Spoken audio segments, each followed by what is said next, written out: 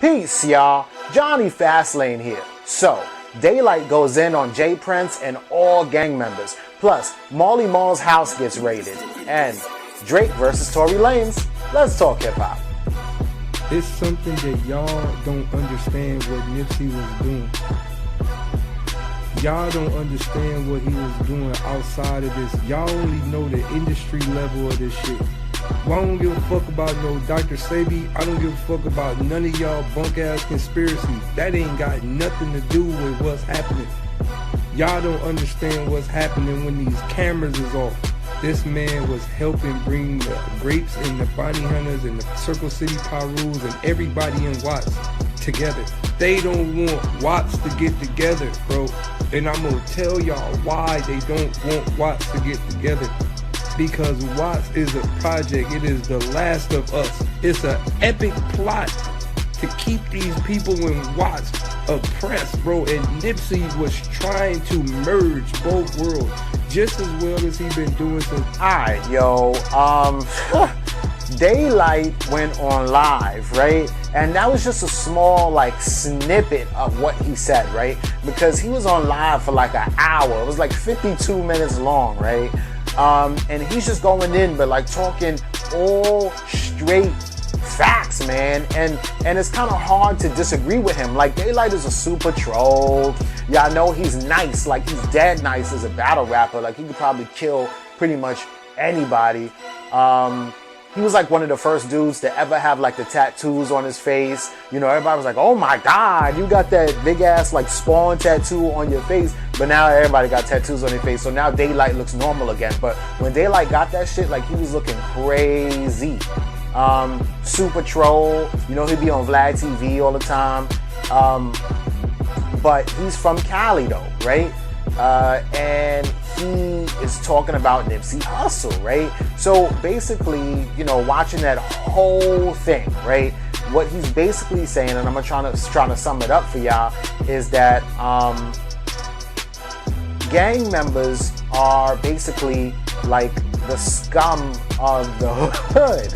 You know, this is what he's saying. He's like, all y'all do is promote, you know, genocide and aim a pistol at your brothers or somebody that looks like you. It could be somebody that does something to you with a white suit on, or somebody that you afraid to touch or that you can't touch for whatever reason. So what do? You get mad. Gang members he's talking about. They get mad and they go run outside and shoot at other people that's wearing the same clothes as you, just in a different color, so that you could feel better. You know, he was just going in. He is like, how does anybody get pulled over with a gun and get a gun charge, right? And I was like, what is he talking about that? Because he kept asking that question a few times as I'm watching it live, and he's like, how does anybody get pulled over and get a gun charge? How do these gangsters get gun charges? And in my head, I'm thinking, easy, you get pulled over, you got a gun on you. That's how you get a gun charge. But he's basically saying, if you so gangster, right? And if you're willing to shoot another black man, then why don't you get a murder charge? Or why don't you go out in a blaze? Because if you get pulled over by a white cop or whatever, then you should go out shooting. You know what I'm saying? Or it ain't be no gun charge. It's going to be another kind of charge, if anything, you know? I think that's what Daylyt was trying to say. Why are we so easy to cut down and mow down and stop our own people's lives, somebody that looks like us, because we're not afraid of them, but we're afraid of other people, the real enemy, basically, is what he was trying to say.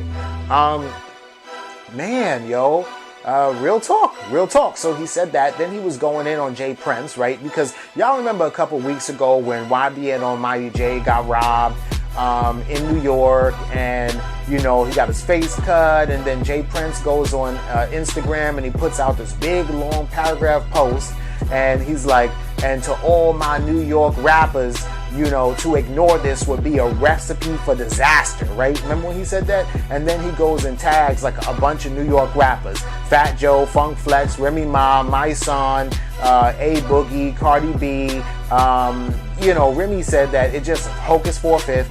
French Montana. Remy said on State of the Culture that it looked like he just went and Googled Bronx rappers, right? Fred the Godson, he put on there basically everybody. But he also said within that post, all these people that I'm naming, to ignore this post would be a recipe for disaster. So that's kind of like a little bit of a threat, or like, what can you do? You're from a different state, and you talking about you want people in New York to move on your behalf so that we can avenge YBN Almighty J and get his chain back or whatever, right? So everybody in New York kind of got rubbed the wrong way, especially when he put that shit like on Instagram and on social media and put it in the public, right? So a lot of people was like, I could have probably tried to handle it behind the scenes for you because you were OG and we do respect you, but the way you put it out like that, you making it hot now. You making everybody hot, and you messing it up. So now we not willing to help you, right? Ultimately, French Montana and Hocus 4/5 did get the chain back and took it back down to Houston and gave it to Jay Prince, right? And that's fine, that's cool. And I really do fucks with French Montana, right? But the whole situation is that Daylyt is like, well, if you did that for YBN Almighty J and you was trying to avenge him for whatever reason, then where the hell is Jay Prince mob ties, OG, triple OG, when Nipsey Hussle gets killed? Right? So, by now, they found the dude that killed Nipsey Hussle, Eric Holder, but this was yesterday, right? And this news was moving so fast that yesterday, before they found the dude, Daylyt was like, well, why didn't Jay Prince put out a call, a mob ties call, and say, everybody in the streets and the hoods of LA, everybody in Watts, everybody on Slauson, look out for Shitty Cuz, aka Eric Holder, and to ignore this would be a disaster for Recipe. Why didn't he do that for Nipsey too? Right? Why didn't he do that for a real one? And this dude, Nipsey, lost his life. YBN Almighty J just got his chain taken and his face cut, and he seems to be like pretty okay about it. You know what I'm saying? But Nipsey lost his whole life, and Nipsey was a real one. Nipsey was in the community trying to help people out. Nipsey was trying to give people jobs. Nipsey was trying to employ people who maybe had a felony in their past or something like that and wasn't able to be employed by certain people. Nipsey was trying to change the face of his hood. Nipsey turned a bad section of, Slauson into almost like a tourist attraction. You know what I'm saying? YBN Almighty J did none of those things. YBN Almighty J is on Instagram Live staging fake robberies with Skinny from the Nine so that both of them could get clout. You know what I'm saying? Like, so what are you saying, right? So you want to Jay Prince, mob ties, OG, triple OG, respect real niggas over here and all that, but you ride or die, trying to get these New York niggas to ride or die for Almighty J, but you don't say a damn thing about Nipsey Hussle, right? Until a day after, where he just puts out this paragraph, RIP Nipsey, this is crazy, we got to do better, and that's it, but no gang ties, no mob ties, no, y'all better avenge Nipsey, y'all better find Eric Holder, nothing like that, right? So another super good ass point that Daylyt had, right? So Daylyt was like upset, and this is why he was on this thing for like an hour, right? Because he was like talking, you hear like the inflection in his voice, you hear the passion in his voice, at certain parts of the live, it sounded like he was like breaking down.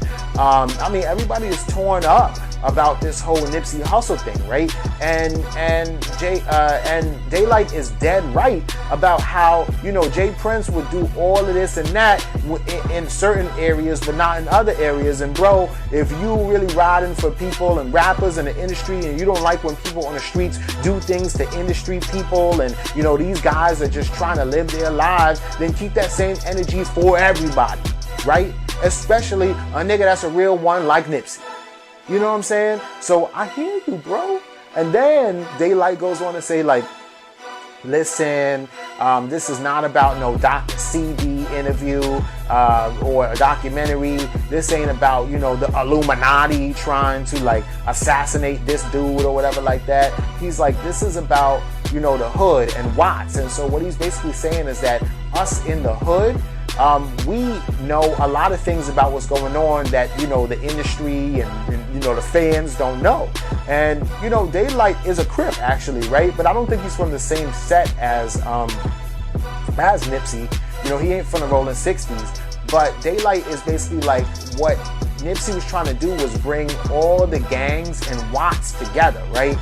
Bloods, Crips, everybody all together to create one mass movement. Not one mass movement of violence, not one mass movement of we're gonna run through the city and, tear shit down, but one mass movement of positivity.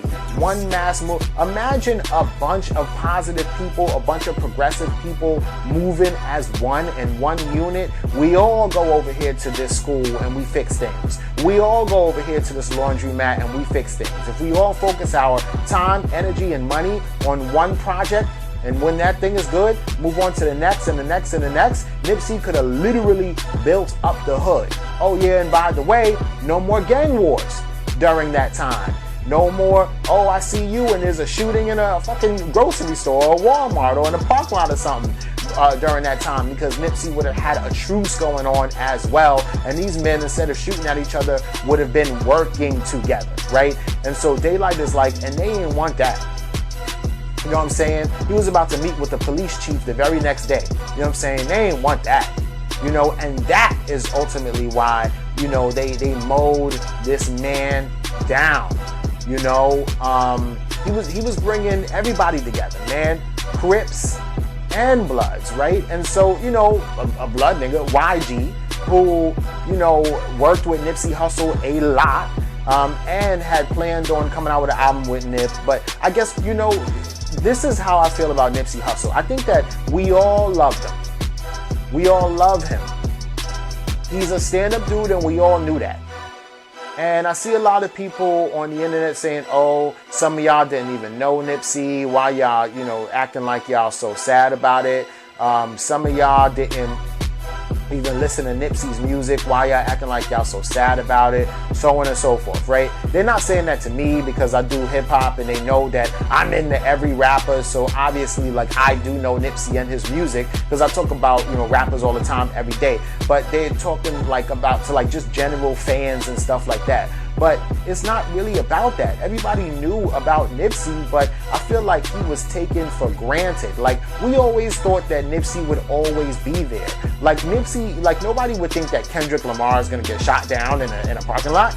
So why would Nipsey get shot down in a parking lot? Nipsey is not one of those kind of rappers that is like a YBN Almighty J. You know what I'm saying? Nipsey is a grown man ass rapper. He's all on that level of a Meek Mill, a J. Cole, a Drake, a Wale, YG, so you got these group of rappers here, and you think that it's 2018 because that's when they were supposed to drop that joint album, YG and Nipsey. It's 2018 and we didn't get to do it. We'll do it next year. We'll do it 2019, maybe even 2020 when things line up and everything is good or whatever, right? So I think that just as fans did, thinking that Nipsey would always be there. We love him, we respect him, we would never say nothing bad about him, but he'll be here. And I think that YG felt like Nipsey will be here. So, we'll get around to it, and you just never know when your last day is gonna be today. The nigga woke up in the morning and left the crib and he was on his way to, drop off some clothes and everything for his homeboy who just got out of jail and, give him some gear, probably a little bit of money, whatever like that, and then got shot down. You know what I'm saying? Anybody could get killed. I could get killed after I do this video. You know what I'm saying? So it's just crazy. So anyway, YG definitely, he didn't say anything for a while, probably 2 days, and I know why. Because he's probably feeling it for real, and just doesn't even really know what to say.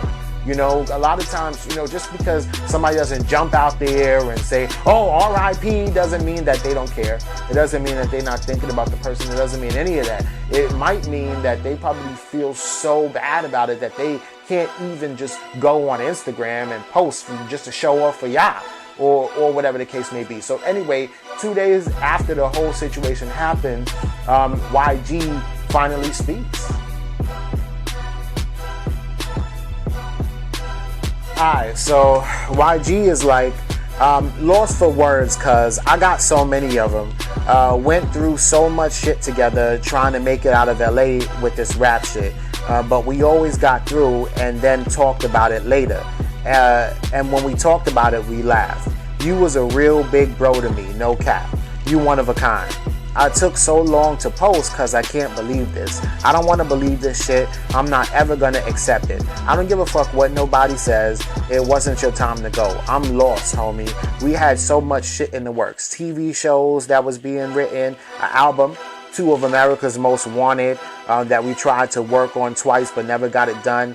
If niggas know Nip, then they know that bro has his own recording process. He'd rather start doing music at 10 a.m. and then he puts like mad laughing emojis, right? Just trying to remember like the fond memories and stuff. But we was for sure gonna get it done one day. Damn, bro, I'm sick. This shit had, the shit that we had is forever, bro. The world didn't know what they had until you was gone. But I've been knew. And then he goes, you know, Nipsey Hussle, and then he throws a blue heart up there, a red heart, a blue heart, a red heart, you know, representing, you know, that blood crip shit, right? So this is sad, man, because it's like, I know that, you know, Nipsey Hussle came out probably like 2008, 2009-ish, but YG came out a little bit later, maybe like a couple years after him, maybe like 2010 or something like that, right? So I'm sure like Nip probably seen YG and was like, yo, it's like me, but only on the red side of things. And we all grown men. We're all black men. And we are not here to mow another man down. So I don't care if you represent a different color than me. You're representing the same color as me, and that's brown. Okay? You representing the same hood as me, and you probably got kids, and you got a girl, and you got a mom, and you were born up and raised in this gang shit too. So instead of me having beef with you and acting all crazy with you, what we will do though is we're gonna go out here and we're gonna get this money together, right? Just like the Game and Snoop did it back in the day. You know, it's Nipsey Hussle and it's YG now. You feel me? And everything was like on the right path as far as music goes, as far as him and his morals goes, as far as him with like his activism goes. You know, he was a raptivist, you know, so I coined that term, raptivist. Remember where you heard it first? A rapper that's an activist like Nipsey Hussle or like Jay-Z or like Wale or like Meek Mill is starting to be a raptivist. He wasn't always a raptivist, but you know, Nipsey was like one of these real ass dudes, right? So I don't know, man, it's just so sad. There's people like all around the world that feel bad about this, right? And when I say all around the world, I mean the world, right? So I seen this like page or like this website or something that had like a bunch of different posters for like a bunch of different vigils for Nipsey Hussle all going on like this week. So like Quebec, you know, up in British Columbia, some different countries in Africa, Florida, you know, obviously they did it in California already. They probably did it first there. The one that's going to happen in New York is going to be tonight. And, you know, yesterday they did one in Atlanta, right? Killer Mike was there. He gave like this huge, you know, heartfelt speech about Nipsey Hussle. Move and act as though fraternal organizations and businessmen and people that care about our communities and make an actual investment like Nipsey did. We have a choice. We don't have to be nobody's motherfucking savages. We ain't got to be their examples of the wrong way. We ain't got to be no thugs that are thrown away. We have a choice. That rag that is over your forehead or out of your left pocket is better served wiping the sweat off your head for the work you are doing on the behalf of your community in a way that does not murder other Africans. You do not have to kill one another to prove your love to your neighborhood. You can uplift one another, first of all, as individuals.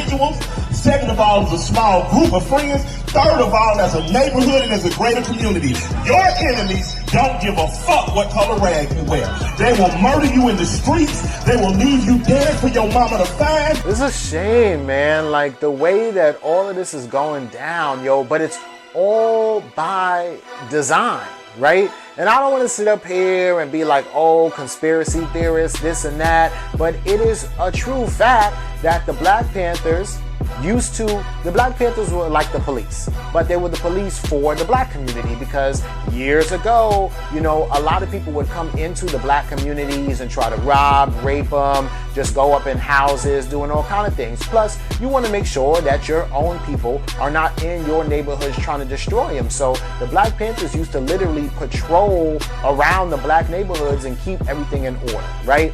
The government did not like that, because the police, when they came into the black neighborhoods and the Black Panthers had stuff already on lock, the police kind of didn't have the upper hand, or didn't have the gun power, the firepower, the manpower to be able to know what's going on and regulate every situation. And if you're the police and the government, then you need to be able to go into every pocket of your city and regulate every situation. Think of it as a third world country.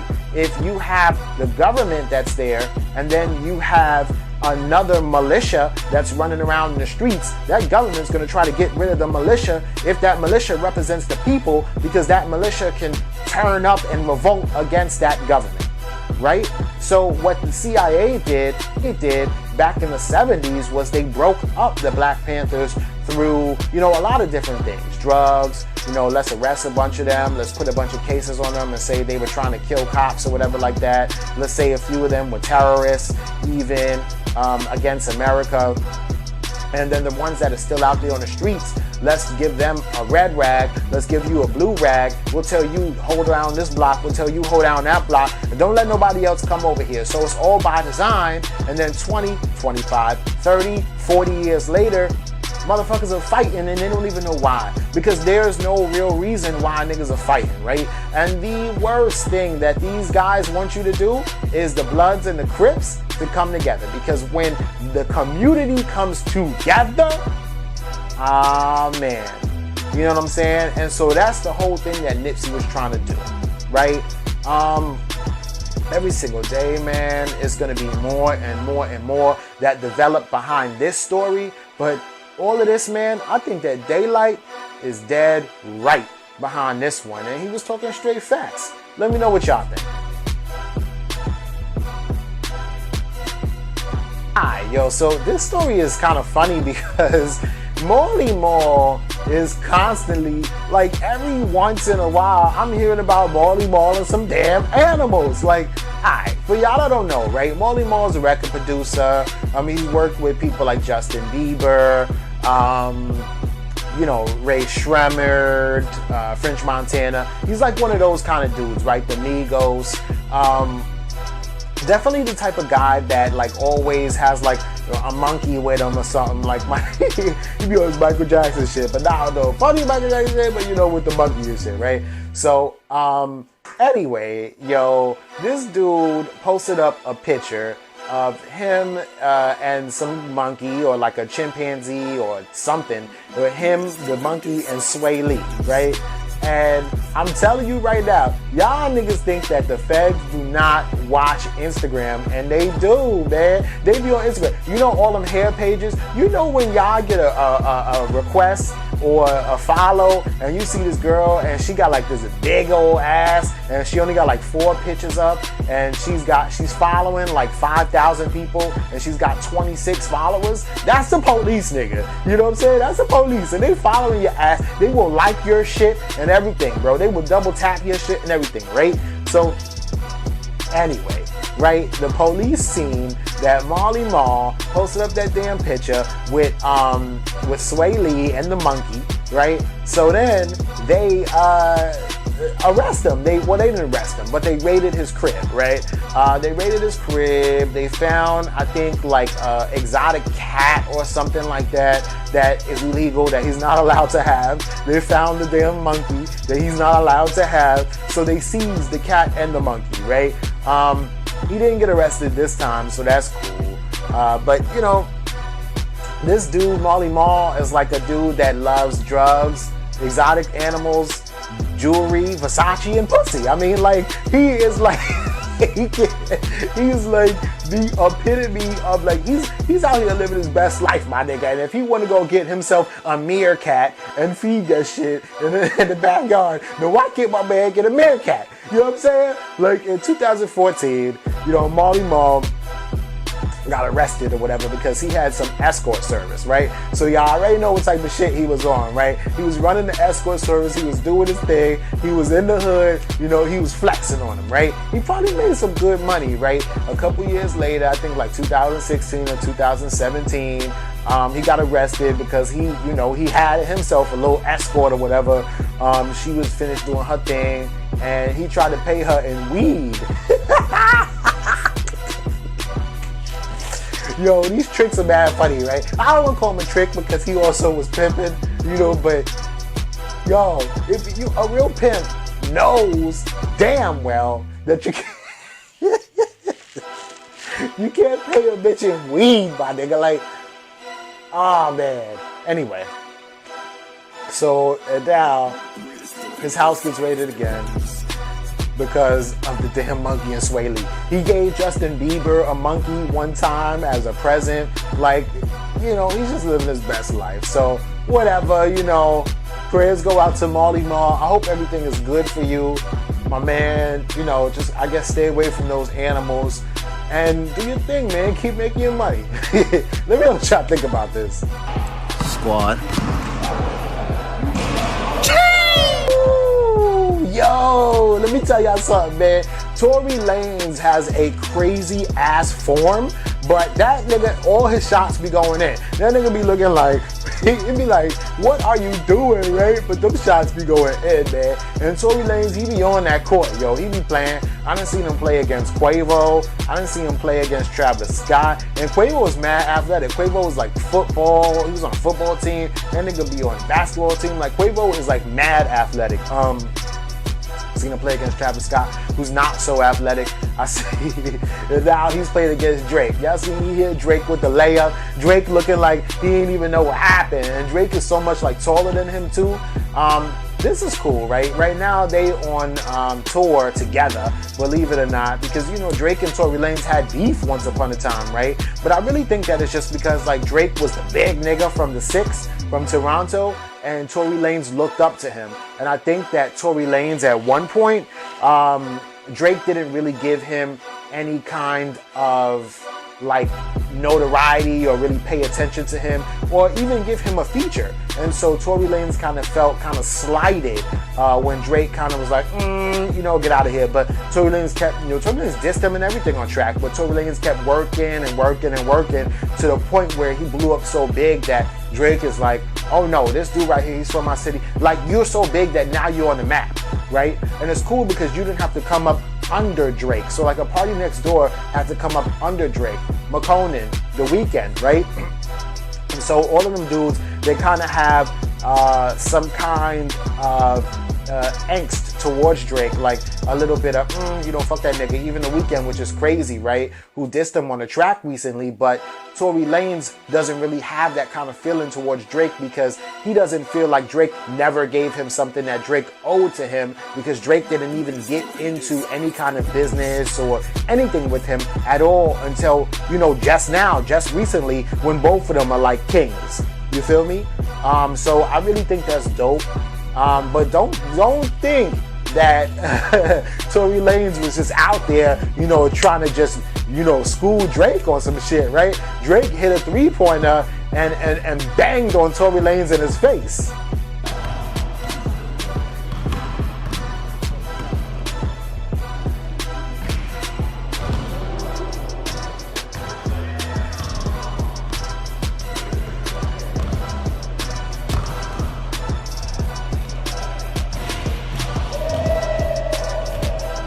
Twice, okay, motherfucker?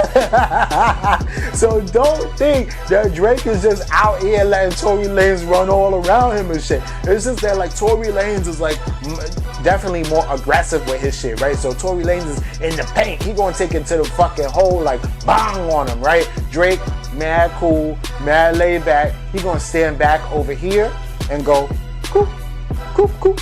So anyway, right now they're in the UK. These dudes got to stay in shape, man, because they be on stage every night running around. So a lot of cardio, jogging, treadmill type shit. spin classes, fucking a basketball, shit like that is all good because it kind of keeps them going, kind of keeps their you know, their body in shape. It kind of, you know, it just keeps everything flowing right. So, you know what's cool? It's a friendly game, a competition. It's funny as hell because Tory Lanez got the ugliest form known to man, but that shit still be going in. And Drake be trying to look cool on everything that he does. You in the basketball court, you playing against Tory Lanez, you still trying to look cool, right? But the thing is that it's not him trying to look cool. The nigga be looking cool. You know what I'm saying? But anyway, let me know what y'all think about all this in the comments down below. Don't forget to like, comment, share, subscribe. Follow me at Jonny Fastlane on everything. So that's Jonny Fastlane on Instagram and Twitter. And y'all already know what to do. Peace.